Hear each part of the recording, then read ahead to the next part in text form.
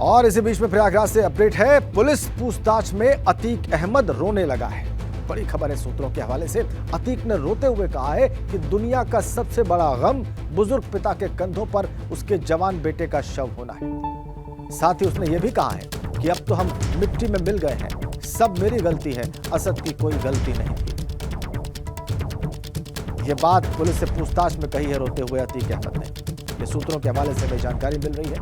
उसका ये कहना था पुलिस से कि सारी गलती उसकी है, उसके बेटे असद की कोई गलती नहीं थी और इससे बड़ा गम दुनिया में नहीं हो सकता कि बुजुर्ग पिता के कंधों पर उसके जवान बेटे का शव।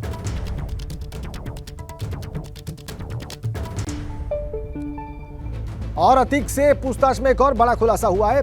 खौफ को कायम करने के लिए दिन दहाड़े यह हत्या कराई गई। उमेश हत्याकांड पर अतीक का कबूलनामा सामने आ रहा है। हत्या की पूरी प्लानिंग अतीक अहमद ने ही की और अतीक के कहने पर ही असद हत्याकांड में शामिल हुआ। अशरफ ने शूटर्स का इंतजाम किया और असद के साथ साथ सभी शूटर्स बरेली जेल में अशरफ से मिले। पुलिस सूत्रों के मुताबिक अतीक ने बताया कि अपहरण का केस आखिरी स्टेज में पहुंच चुका था। वो जिस तरह से खुलेआम हमारे खिलाफ बोल रहा था, उसका गलत मैसेज जा रहा था।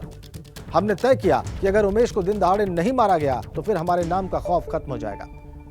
उमेश को उसके घर के बाहर दोनों पुलिस वालों के साथ मारने की पूरी योजना मेरी थी। इलाहाबाद के लोग जान जाएं कि अतीक चकिया अभी जिंदा है। तो उमेश पाल हत्याकांड पर 10 बड़े खुलासे हुए हैं, वो हम आपकी स्क्रीन पर रख रहे हैं। पहली बात, प्रयागराज में खौफ को कायम रखने के लिए दिन दहाड़े यह हत्या कराई गई। दूसरी बात, पूछताछ में अतीक ने कबूला कि लोगों के मन में डर वो कायम रखना चाहता था।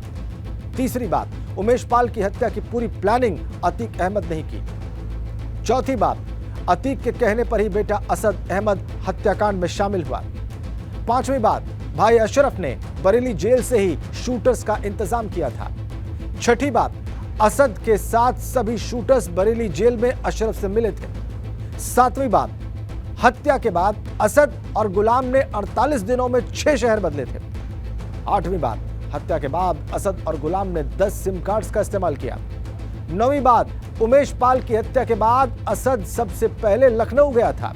और 10वीं बात जो खुलकर सामने आई है पूछताछ में वो ये कि अतीक को छुड़ाने के लिए असद ने पुलिस काफिले पर हमले की प्लानिंग की थी।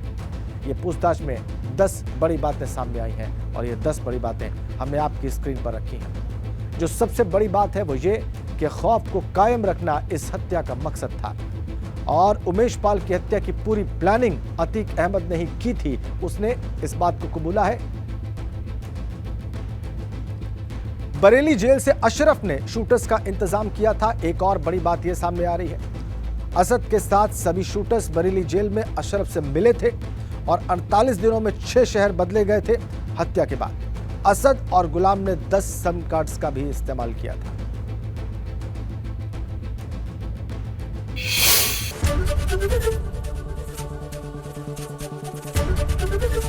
एबीपी गंगा, खबर आपकी, जुबान आपकी।